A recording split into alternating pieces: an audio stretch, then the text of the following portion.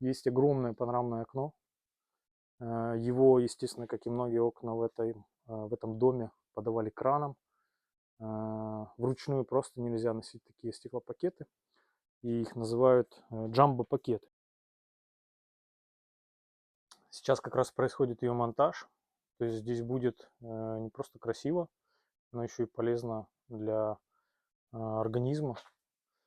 Довольно интересное решение. Будет подсветка спрятана за ним.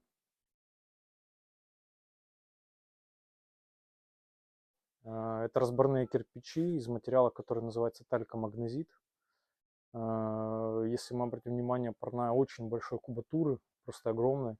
Ну и нужна соответствующая печь, которая будет поддерживать здесь необходимую температуру, влажность, ну и среду, чтобы парение проходило комфортно.